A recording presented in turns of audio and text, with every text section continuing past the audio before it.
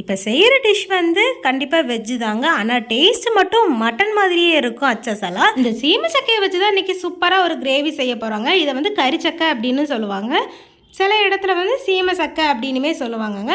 வாங்க இதை வச்சு எப்படி செய்யலாம் அப்படின்றத பார்க்கலாம். இந்த சக்கையை 4ஆக கட் பண்ணிக்கலாங்க.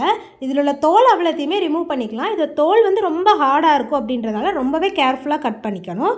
எந்த சைஸில் வேணுமோ அந்த சைஸில் கட் பண்ணியுமே எடுத்துக்கலாங்க. கட் பண்ண பீசஸை அப்படியே தண்ணிக்குள்ளே போட்டுடலாங்க. இல்லை அப்படின்னா அது கொஞ்ச நேரத்துலேயே கருப்பாக ஆரம்பிச்சிடும்.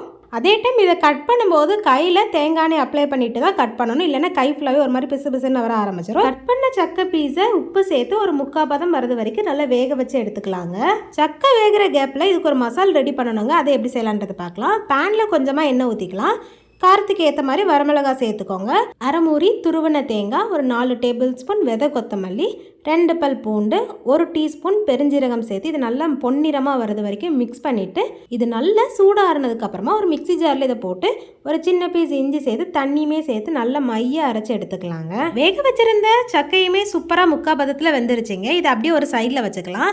பேனில் ஒரு டேபிள் ஸ்பூன் எண்ணெய் ஊற்றிக்கலாம். ஒரு 1/2 டீஸ்பூன் பெருஞ்சீரகம் சேர்த்துக்கலாம்.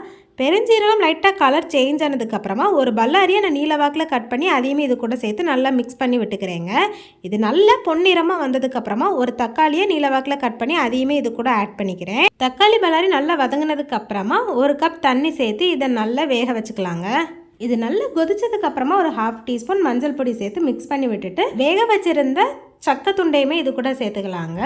கூடவே நம்ம அரைச்சி வச்சுருந்த மசால் பேஸ்ட்டையுமே இது கூட சேர்த்து தேவையான அளவுக்கு உப்பு சேர்த்து இதை நல்லா மிக்ஸ் பண்ணி விட்டுக்கலாம். கருவேப்பிலை மல்லித்தலையும் சேர்த்து நல்லா மிக்ஸ் பண்ணி விட்டுக்கிட்டு தேங்காயோட பச்சை வாசனை போகிறது வரைக்கும் நல்லா கொதிக்க வச்சுட்டு ஃப்ளேம் ஆஃப் பண்ணோம் அப்படின்னா சீமை சக்கை கிரேவி ரெடி ஆயிருங்க. இதை இடியாப்பம் ஆப்பத்துக்குலாம் வச்சு இது கூட சாப்பிட்டோம் அப்படின்னா டேஸ்ட்டு சூப்பராக இருக்கும். இந்த சீமை சக்கை உங்களுக்கு எங்கேயாச்சும் கிடச்சிது அப்படின்னா கண்டிப்பாக மிஸ் பண்ணாமல் இந்த கிரேவியை ட்ரை பண்ணி பாருங்க. நான் இன்னைக்கு ரசம் சாத்து கூட தாங்க இந்த கிரேவி வச்சு சாப்பிட்டேன். டேஸ்ட்டு ரொம்ப சூப்பராக இருந்து அதே டைம் நான்வெஜ் சாப்பிட்ட ஃபீல் இருந்துச்சுங்க. கண்டிப்பாக நீங்களே இதை உங்கள் வீட்டில் ட்ரை பண்ணி பார்த்துட்டு எப்படி இருக்குது அப்படின்றத கமெண்ட்டில் சொல்லுங்கள். இதோட அந்த வீடியோ உங்களுக்கு பிடிச்சிருந்துச்சுன்னா அந்த வீடியோக்கு ஒரு லைக் போட்டுக்கோங்க. நம்ம சேனலை சப்ஸ்கிரைபும் பண்ணி வச்சுக்கோங்க. நாளைக்கு இன்னொரு இன்ட்ரெஸ்டிங்கான வீடியோவில் சந்திக்கலாம். பாய்.